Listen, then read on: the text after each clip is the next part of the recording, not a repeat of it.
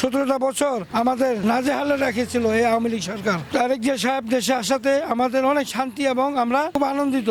এবারে আমরা ইনশাল্লাহ ভোট দেব সে পাখির ডানার মতো উড়ে, যে সেই 17 বছরের ন্যায় স্বৈরাচার সরকারের আমলে যা আমাদের ছিল সেটা যেন না হয়, সুস্থভাবে জনগণ আমরা সবাই ভোট দিতে পারি, এই আশা ব্যক্ত করছি আমি।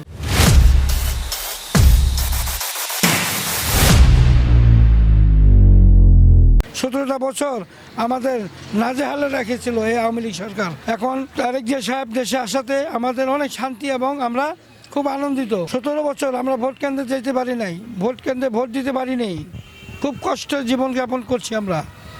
সেই জন্য আজ থেকে মনে হচ্ছে আমরা উন্মুক্ত পাখির মতো, এবং এবারে আমরা ইনশাল্লাহ ভোট দেব সে পাখির ডানার মতো উড়ে, যে তাতে কোনো বাধা বিঘ্ন থাকবে না ইনশাল্লাহ, এটুকু আত্মবিশ্বাস আছে আমাদের। 12ই ফেব্রুয়ারি যে ইলেকশন, জাতীয় ইলেকশন আমরা যেন সুন্দরভাবে দিতে পারি এবং এই সরকার যেন সেই সুষ্ঠুতা করে দিতে পারে, এটাই আমার তার কাছে কাম্য।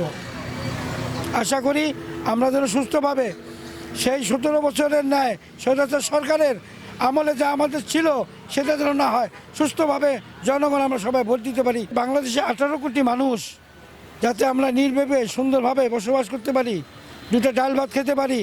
তারেক সাহেব যদি আসেন আমাদের জন্য সবচেয়ে ভালো হবে এবং দেশটাকে উন্নয়ন করবে। আশা এবং আকাঙ্ক্ষা দেশটা সুন্দরভাবে পরিচালনা করে এবং আমাদের দিকে গরিব দুঃখী যারা মানুষ আমরা আছি তাদের দিকে একটু ন্যাক নজর দেয়, তাতে যেন আমরা সুন্দরভাবে চলতে পারি, এইটাই আমাদের আশা, আর কিছু না।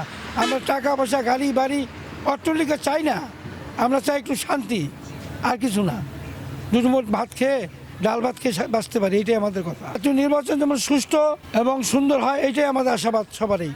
আমাদের 18 কোটির ব্যক্তিরই আমরা এটা আশা করি, সবাই মিলে আমরা যেন ভোট কেন্দ্রে ভোট দিতে পারি সুস্থভাবে।